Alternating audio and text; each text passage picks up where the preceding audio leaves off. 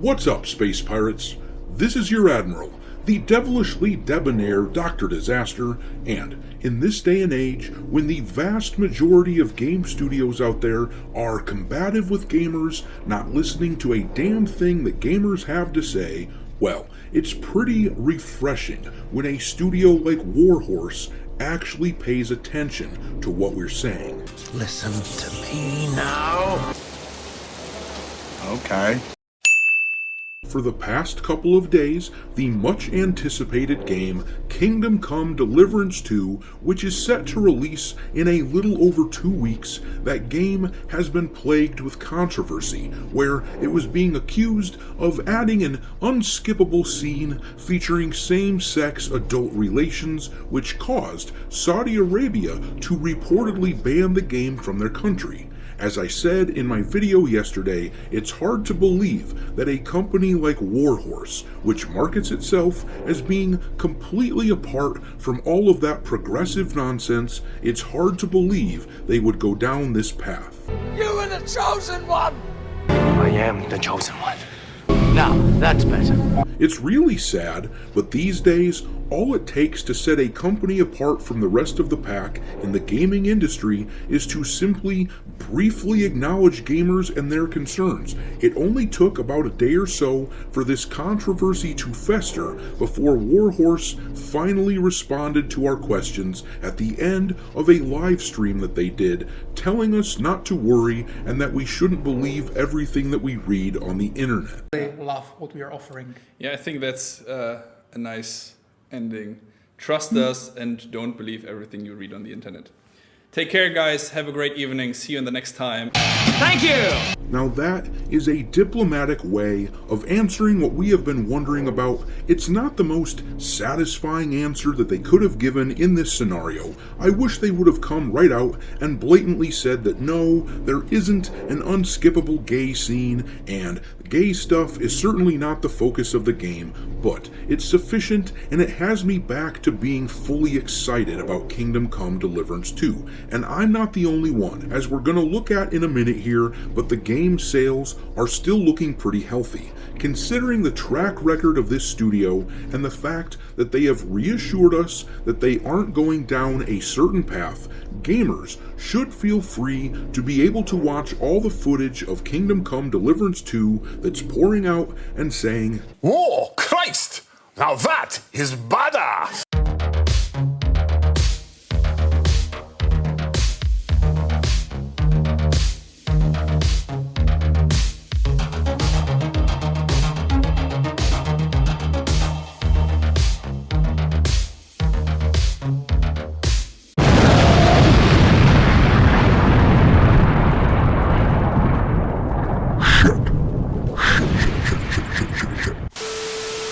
Alright me hearties, make sure you like this video and subscribe to the channel if you haven't yet, and also, don't forget to follow me on X, where my handle is Dr. Disaster 1.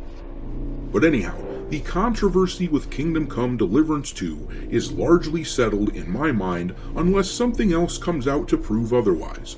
We definitely need to remain vigilant. We have been backstabbed entirely too many times for us to just take things at face value. But it is extremely encouraging that these guys at Warhorse would acknowledge our concerns, even if only for a few brief moments.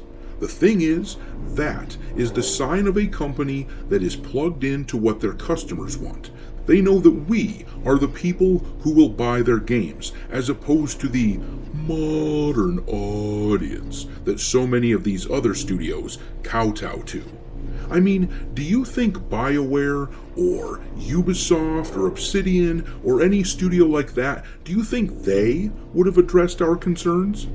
Their response would have been to get their community managers to call us names and to get their access media lackeys to write stories about how horrible we are for daring to question the decisions of our betters. So yeah, while this response from Warhorse may not seem like much, it actually means the world to someone like me who has watched the customer relations from all these other studios completely deteriorate over the years. And also, keep in mind that despite all these reports that Saudi Arabia has banned the game from the country for having same-sex relations in it, the game is still available to purchase on Steam in Saudi Arabia, meaning that at this point there is a strong chance that this was all a hoax.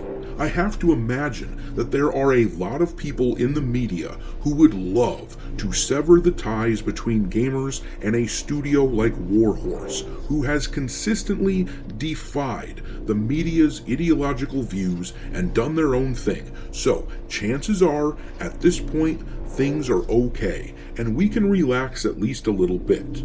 Now, don't get me wrong either. We absolutely can't take things for granted that the game is going to be non-woke. I definitely urge people to wait until someone you trust has written a full review on the game before you buy it.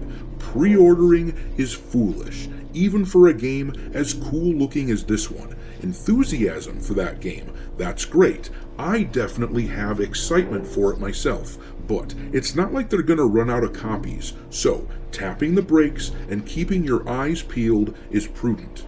But one thing worth noting, and this isn't necessarily a bad thing, mind you, but Kingdom Come Deliverance 2 has dropped a bit on the Steam charts. They were as high as number 11 the other day under the top sellers list. They were neck and neck with Civilization 7, which was sitting at number 10. And in fact, if you look here, Civilization 7 is still sitting at number 10. But Kingdom Come Deliverance 2 has fallen down to number 22. I have to imagine this is a consequence of people getting refunds for their pre-orders and or just people slowing down on pre-ordering as we all take a wait-and-see approach on the game. As I said, that's not exactly a bad place to be, at least not for gamers. But as for the sales numbers of this game, I reached out to my contacts in the retail world. These are people who, between them, either run or have access to the sales data of over 40 stores that sell video games in heavily trafficked areas. And about 2 weeks ago, when I covered the sales numbers of Kingdom Come, there were a total of 122 pre-orders sold in all these stores combined, which is pretty healthy considering how well that stacked up to Space Marine 2, a game that was definitely a huge success. Space Marine had sold 142 pre-orders in those same stores about a month out from its release. So, Kingdom Come was tracking behind, but not that much. And in fact, now it has closed the gap. With only 18 days to go before launch, Kingdom Come Deliverance 2 has now sold 177 pre-orders in all those stores. For comparison's sake, at this same stage, 18 days before the launch of that game, Space Marine 2 had sold 193 pre-orders. And just for the sake of laughing our asses off at them, if we compare these numbers to Dragon Age the Veilguard, when that game was 18 days out from its release, in those same stores, the Veilguard had 45 pre-orders. That's all. So, you can really see the difference between a game that flops like Dragon Age versus a game like Space Marine 2, which was a massive success. Kingdom Come is still on pace to be much more like Space Marine than Dragon Age, and I expect that pace to keep up as long as them reassuring us isn't just bullshit. So, keep your eyes open, everyone, and maintain your cautious optimism. But I'm going to leave it there. Drop your thoughts on Kingdom Come Deliverance 2 into the comment section below, and we will talk there. Thanks for watching, me hearties. If you haven't already, your Admiral is inviting you to subscribe to the channel and become a part of the crew. Life as a space pirate may not be glamorous, but there's always plenty of booty.